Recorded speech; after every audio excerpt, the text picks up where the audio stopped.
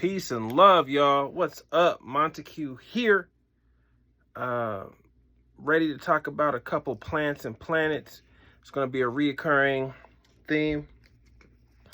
First things I want to say is that, medical astrology has really changed my life in a very positive way. And I'm just excited to share the things that I know with you. First thing I want to talk about is the planets themselves. Planets affect bodies. So their bodies are like the macrocosm, we're the microcosm, right? And when you were born, the sun was in a particular spot, and that first light flashed upon you and imprinted on you. That's why astrology is so important, knowing when you first hit the light, because coming out of darkness, that first light is the most shocking light. And it doesn't just shock you, it shocks your aura. And anything that's shocking imprints. And this light, it imprints upon you. And that's why that natal chart is so important, because the shadows of the sun, what zodiac sign the sun's in, where the moon's at. All these things are parts of that light that imprints within, right? And it affects your time, your space. It affects your face, So yeah, let's dig into this, right? You got your inner planets and your outer planets. Your inner planets are Mercury, Venus. You got, of course, the Earth is an inner planet, but the Earth is where we're at, and this is a geocentric perspective. Mars, and then that's the end of the inner planets. Then on the outer planets, which take a lot longer to revolve around the sun, you got Jupiter, which takes 12 years, Saturn, which is around, 27.5 years or something like that, Uranus, 84 years, I believe, Neptune, which is 100 something, and so on and so forth. So each planet has a time it takes to get around the sun, right? The moon is also considered a planet in astrology. It's important to note that a month was originally considered a month. It's how many moons, rotate around the sun, represented a month, a way to record time. So that's important to know, and that's why babies, for example, are so juicy, thick cheeks. They're in the milk. They're always attached to a breast, things like that. All that energy is all centered around the moon, because the moon is our first planetary body that we connect with, right? That's why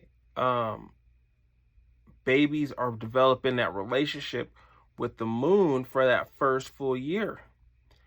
They don't get that first solar blast until a whole year has passed, right? They haven't had the sun go through all the parts of the zodiac, but the moon goes through all of them every month.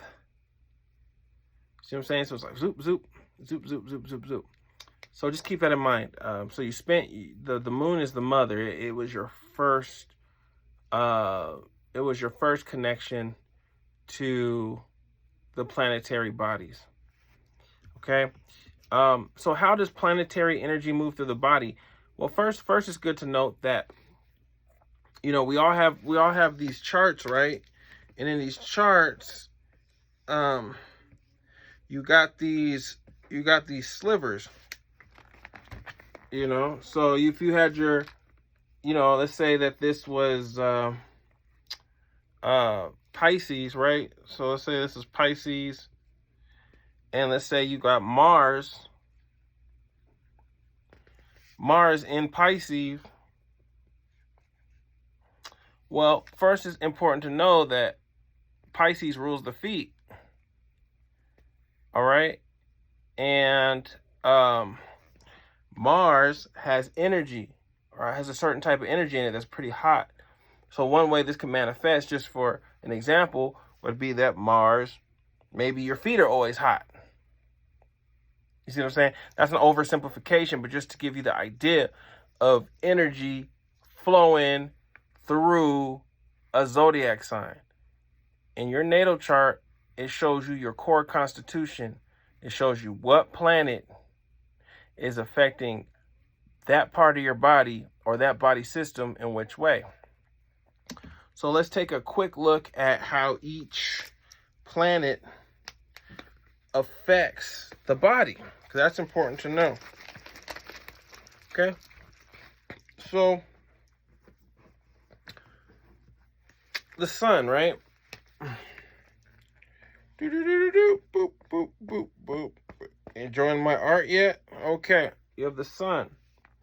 All right. The sun's effects, in a nutshell, are warm and energizing.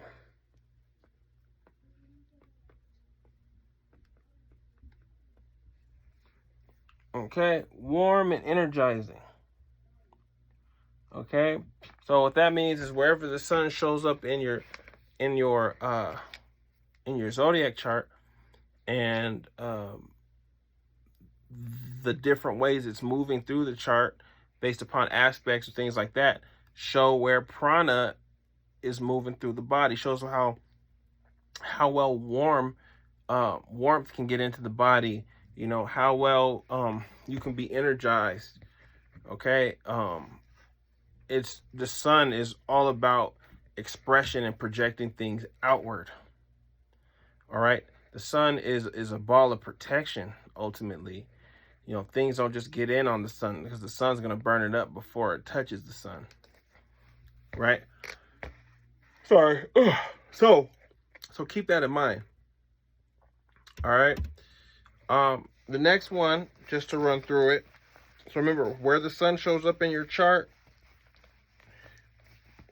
is where the heat is trying to emit. All right. All right. The next one is La Luna, the moon.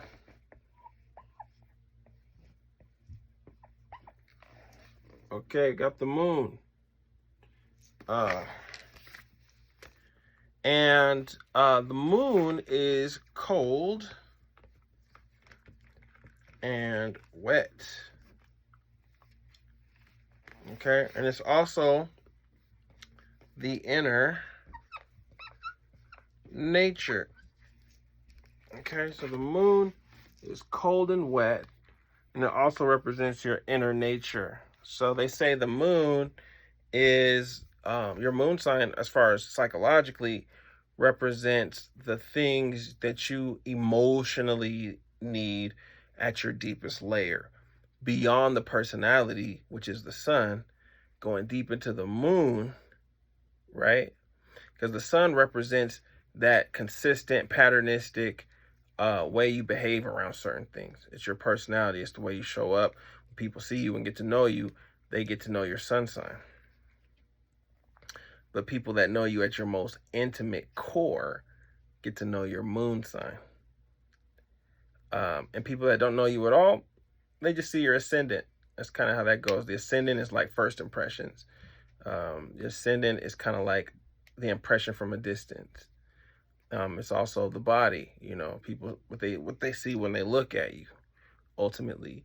Whereas the sun, which again is that pattern, because the sun is all about pattern, mastery, and consistency, right? Whereas the moon's more elusive. It's going to be harder for you to see that lunar side of somebody.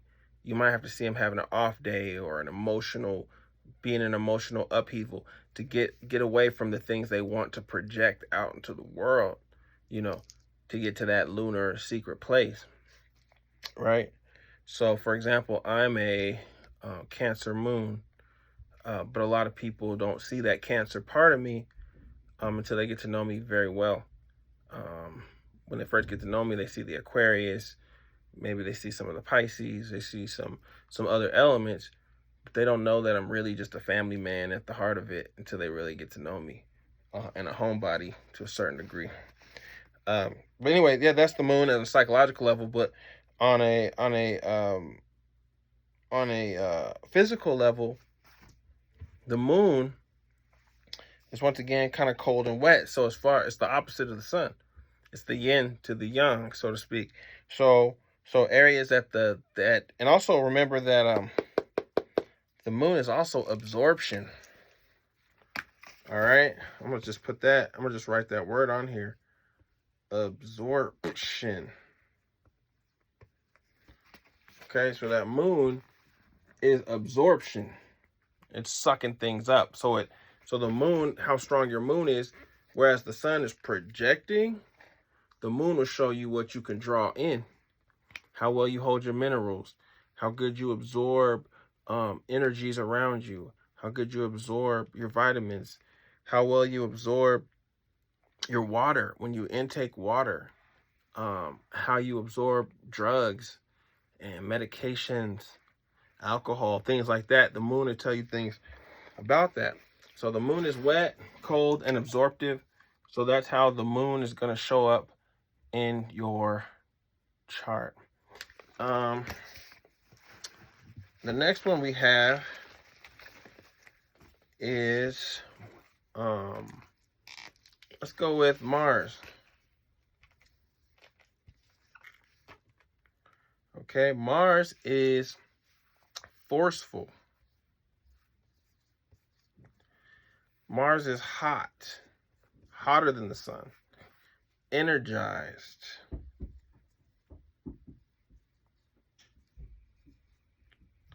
Excuse my writing. Energized, irritated, or inflamed.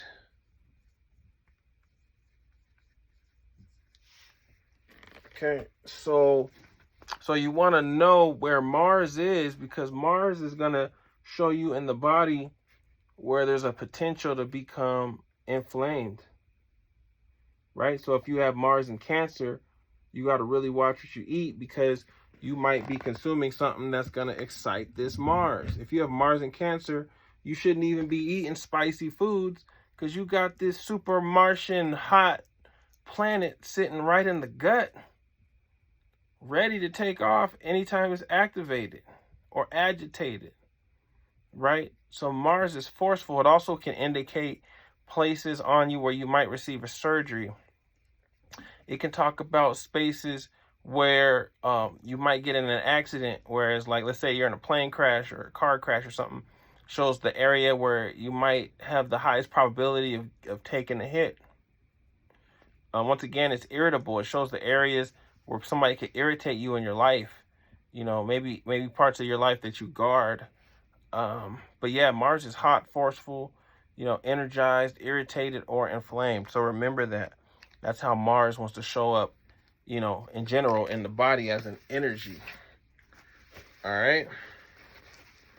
So the next one is its opposite. So I did Sun and Moon, that's opposite. This next one is the opposite of Mars. You guessed it. Venus. Okay. Venus is relaxed. Where Mars is like, let's go, let's get it, let's go. We got to move. Venus is like, man, relax. It's wet. It's nourishing. Venus is soothing.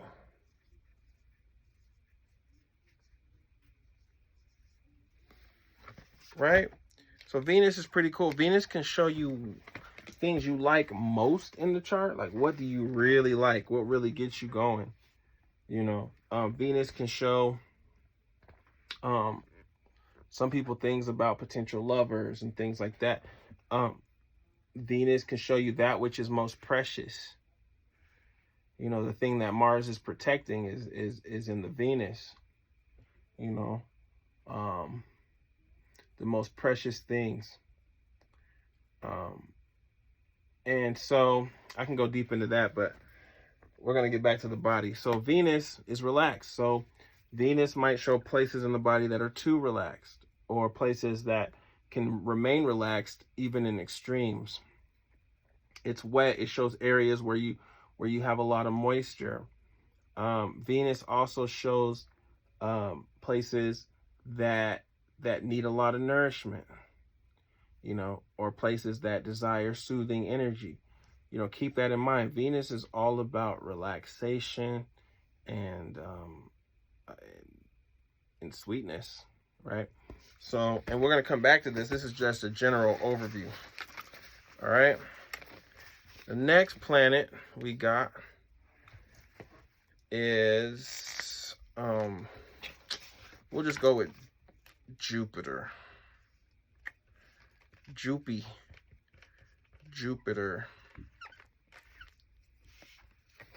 Wonderful old Jupiter. Okay.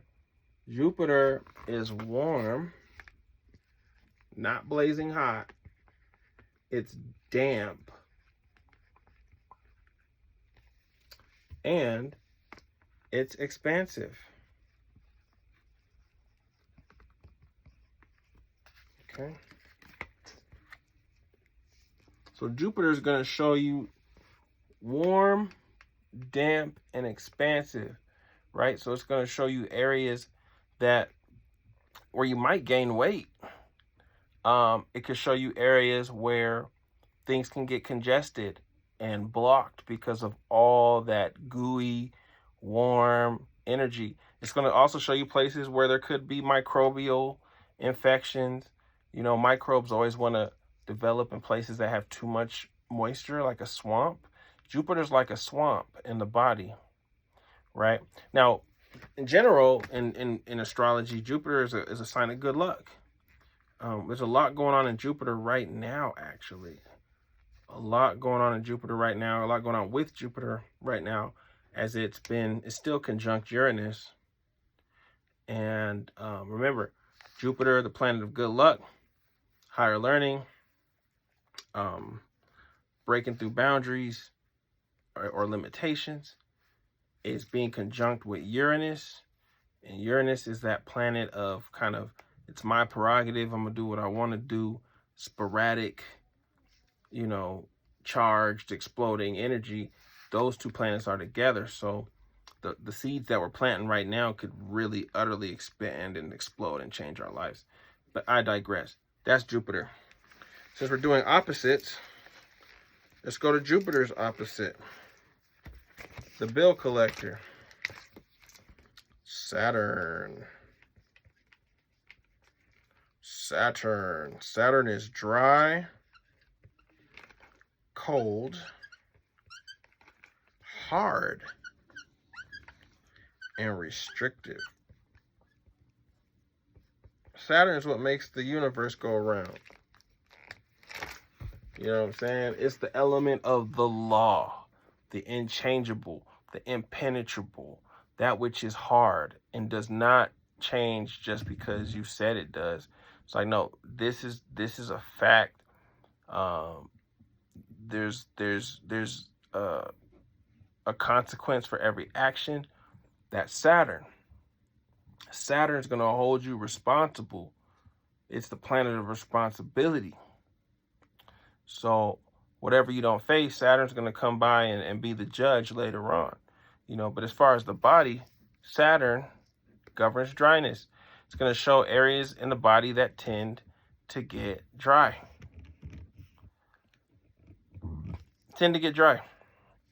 Okay. It's going to show areas that tend to have lower activity than it should have. So, so it's going to show areas that are cold, don't have a lot of activity. So that could look like, if Saturn was in, maybe in the gut, it could show there's low movement in the gut. There's a lot of restriction. Not a lot is happening. Maybe constipation, constriction, things not moving, cramping, you know, because Saturn cramps, you know, it's cold. Cramping's a cold thing. and it's hard, so it can show where things are hardening up. So that's Saturn. And lastly, for this conversation, we'll talk quickly about Mercury, which is very famous for its retrogrades. People panic during Mercury retrograde because the retrogrades usually distort planetary energy. And so since Mercury rules communications and technology, which is what our communities and things are very much run by these days, we usually can expect certain hangups, or at least a higher probability. That's what the planets mean, is the higher probability, kind of like a weather channel that says, hey, high probability of rain, so on and so forth, right? Doesn't mean it's gonna rain, but there's a high probability than normal. Okay, so Mercury is tight and nervous. Okay, so this is Mercury, tight and nervous. So where Mercury shows up, there's going to be a lot of nerves around that. I've been using the gut a lot as an example. So if you see Mercury in Cancer, which is basically Mercury in the stomach, then that could mean that your nerves affect your diet. They affect the way that things are processed in the gut. It could lead to constipation if you're nervous or have anxiety. It just shows where the tightness and where the nervousness is. Okay, maybe if you have it in Capricorn, Mercury in Capricorn, you know, maybe you have knees, that restless leg just keeps moving, or Sagittarius just keeps moving. You know, Mercury's always on the move. Mercury's always agitated, always moving, you know, always speeding to this way and that way and this way and that way. And it's one of those planets that doesn't really have an opposite, but it's very useful because it's the messenger for each and every planet. That's why it governs the nerves, because all the body parts need the nerves for communication. Okay, so what I want you to do, if you can, is before the next class, I want you to know all the planets I talked about. I want you to look at your own chart and tell me where you saw which planets, and if anything stuck out to you. If you don't understand it, that's fine, because we'll be going more over this over the next few weeks. Thank you for tuning in for episode 1 of Plants and Planets. This is just basics, just to kind of get you ready for deeper things.